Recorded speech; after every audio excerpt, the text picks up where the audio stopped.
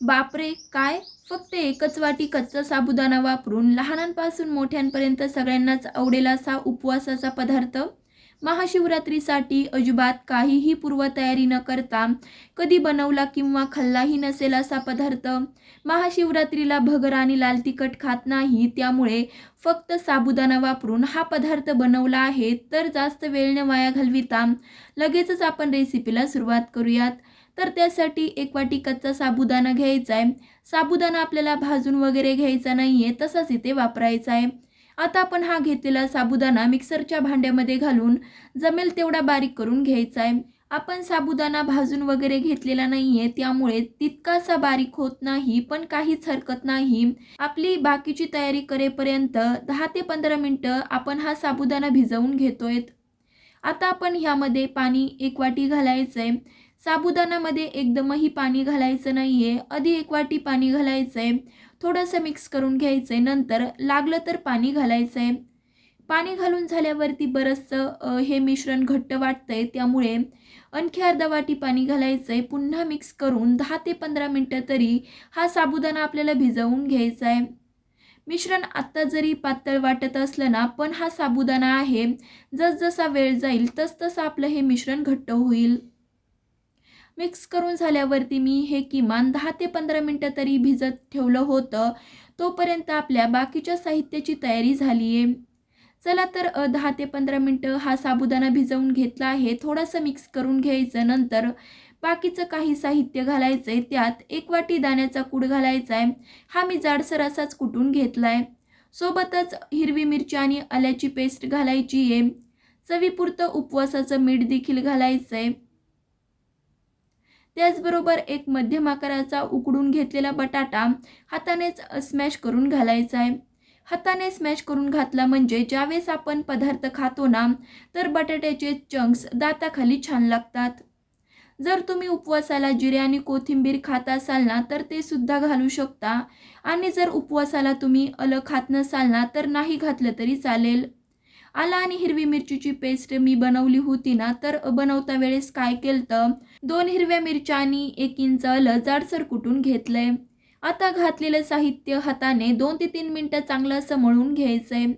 मिश्रण आपल्याला किती पातळ किंवा घट्ट ठेवायचंय त्याचा अंदाज तुम्ही बघू शकतायत. अशा पद्धतीने आपल्याला मिश्रण ठेवायचंय. आता आपलं साबुदाण्याचं मिश्रण हाताला चिटकू नये म्हणून काय करायचंय, हाताला थोडंसं पाणी लावून घ्यायचंय. मीडियम साईजचा गोळा हातावरती थोडासा एकसारखा करून घ्यायचा आहे. नंतर चौकोनी आकाराचे साबुदाणा टोस्ट बनवायचेत. साबुदाणा बराचसा चिकट असतो, त्यामुळे ज्यावेळेस आपण हे साबुदाणा टोस्ट बनवतो ना, तर हाताला पाणी लावूनच हे टोस्ट बनवून घ्यायचेत. तुम्ही बघू शकतायत इथे मी चौकोनी शेपमध्ये हा टोस्ट बनवून घेतला आहे. बाकीचे देखील अशाच पद्धतीने बनवून घेऊ.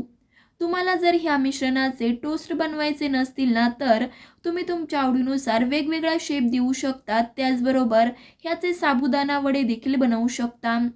काही टोस्ट बनवून झालेले आहेत. लगेचच आता आपण शॅलो फ्राय करू. तर त्यासाठी पॅनवरती पाववाटी साजूक तूप गरम करायचे. तूप चांगलं कडकडीत असं गरम झाल्याशिवाय अजिबात टोस्ट ठेवायचे नाही. नाहीतर आपण हे तूप कमी गरम असताना टोस्ट ठेवून घेतले ना, तर ते तळाला चिटकू शकतात. आता चांगलं कडकडीत असं तूप गरम झालं की लगेचच ह्यामध्ये बनवून घेतलेले टोस्ट एक एक करून सोडायचेत. अजिबात 2 ते 3 मिनटं चमचा किंवा झाऱ्या लावायचा नाहीये. थोडेसे टोस्ट खालच्या साईडने भाजून झाल्यावरती नंतरच आपल्याला पलटवून घ्यायचेत.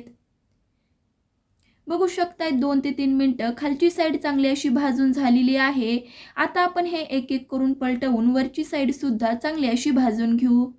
साबुदाणा टोस्ट शॅलो फ्राय करता वेळेस अजिबात घाई गडबड करायची नाही. नाहीतर आपण हे फुलाचे वरती शॅलो फ्राय करून घेतले ना, तर वरून तर लालसर होतात, पण आतून कच्चे राहतात. चला तर 3 ते 4 मिनटं मंद आचेवरती हे टोस्ट शॅलो फ्राय करून घेतले आहेत. टोस्टमधलं पूर्णपणे तूप निथळून एका डिशमध्ये काढून घेऊ. राहिलेले सुद्धा अशाच पद्धतीने बनवून घेऊ.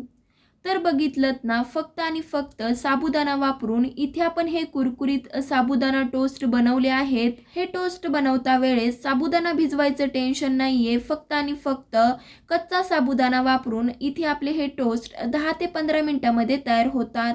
आपले हे टोस्ट वरून कुरकुरीत त्याचबरोबर आतून मस्त सॉफ्ट असे तयार होतात. तुम्हाला मी टोस्टचा आवाज ऐकवते.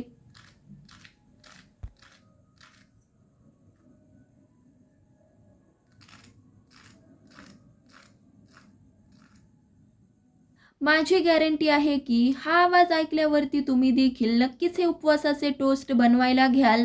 तर वाट कशाची बघतायत? आजच म्हणजे येणाऱ्या शिवरात्रीला ही रेसिपी ट्राय करा.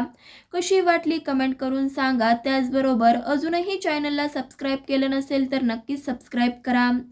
पुन्हा भेटूयात अशाच एका नवीन साध्या सोप्या रेसिपीसोबत. तोपर्यंत धन्यवाद.